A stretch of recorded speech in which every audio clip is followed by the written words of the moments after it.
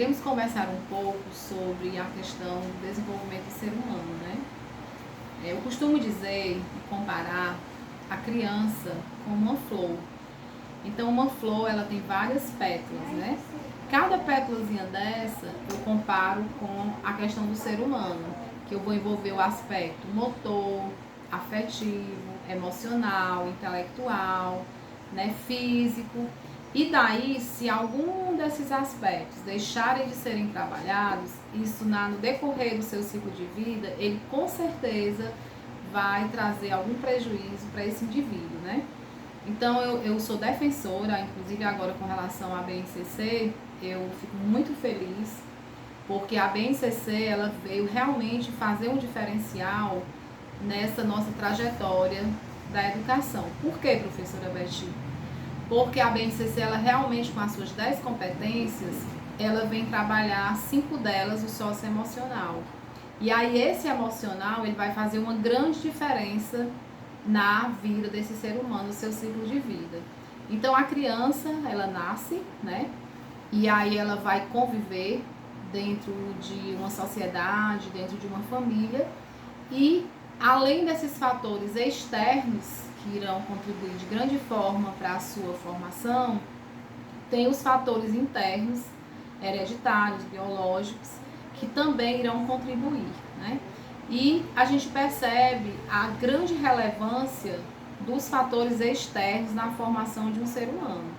Então, quando falamos em Vygotsky, ele que é interacionista, né, sócio-interacionista, essa grande diferença do meio, né, o meio onde nós estamos inseridos. Porque que muitas vezes você pega uma criança que é criada num meio não letrado, e nós pegamos outra criança, que essa criança é criada num meio de pessoas letradas, que tem estímulo, né? Então existe essa diferença, aí você vê que a criança vai apresentar uma desenvoltura bem maior. E aí, será que é porque essa criança é mais inteligente do que a outra? Não. É porque foram trabalhadas, né, habilidades diferentes. E aí esse ser humano foi se desenvolvendo. Então o nosso ciclo de vida, ele não é diferente. Se eu nasço, né, eu vou crescendo. E eu vou estar no meio, eu vou estar inserido num contexto que eu tenho vários estímulos que são respeitados os meus aspectos emocionais, os meus aspectos motores, né? Porque também tem uma diferença que eu gosto de citar sempre que eu estou dando aula. Estímulo demais também é prejudicial. Então, a gente saber cada tempo para estimular. Vamos dar aqui um exemplo simples. O bebê nasce e aí os pais às vezes costumam, né, encher o quarto, o berço com muito móveis, né, muito colorido, muito exagero. E às vezes achando sem nenhuma maldade que isso está sendo assim muito, muito beneficente para aquela criança. E aí ele não sabe que às vezes o estímulo também em excesso, ele causa o que na criança? Dificuldades lá na frente. Em que sentido?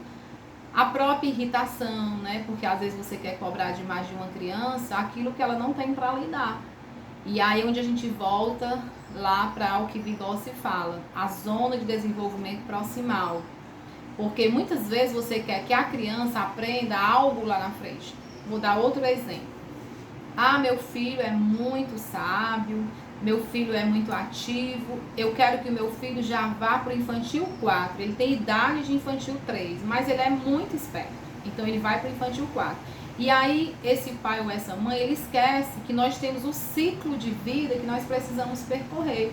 Aí eu volto lá para Jean Piaget, quando ele divide as fases do desenvolvimento da criança. Professora, e cada fase, ela quer dizer que a criança de 0 a 2 anos deve estar no sensório motor? Não, isso apenas são o que eu costumo dizer? São norteadores para que a gente possa realmente ser grandes profissionais e saber o que estamos fazendo. Eu costumo dizer que não existe prática sem teoria, né? Então a gente precisa ter esse conhecimento, nós precisamos conhecer um pouco das literaturas para que a gente possa ter uma prática eficaz, uma prática objetiva, uma prática com propriedade. Então eu costumo dizer que não existe, eu não consigo ser um bom profissional se eu não estudo, se eu não tenho uma bagagem realmente literária e satisfatória. Então a gente ter esse cuidado nesse ciclo de vida. Porque o ciclo tem a infância, aí vem a adolescência, vem a vida adulta, né? E você chega à sua velhice. Então, algo que às vezes foi mal resolvido lá na minha infância, ele vai ter um reflexo na adolescência. Eu costumo dizer que ninguém é ruim porque quer ser ruim.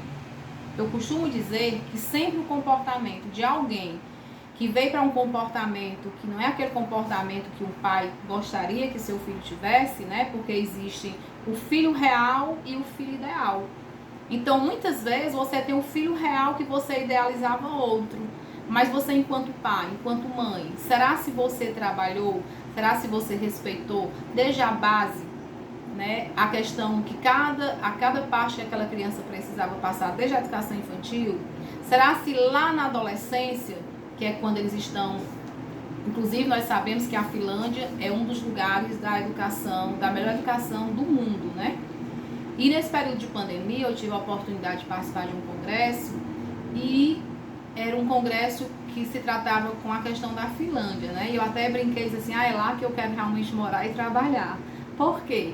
Porque o jovem lá, ele é escutado, né? Então, quando o jovem, ele no ensino médio, né, que você já realmente consegue, que ele consegue não, você faz com que ele vá criando a sua verdadeira autonomia, porque é nessa idade que ele vai terminar de formar a sua personalidade, ele vai ser um adulto mais seguro.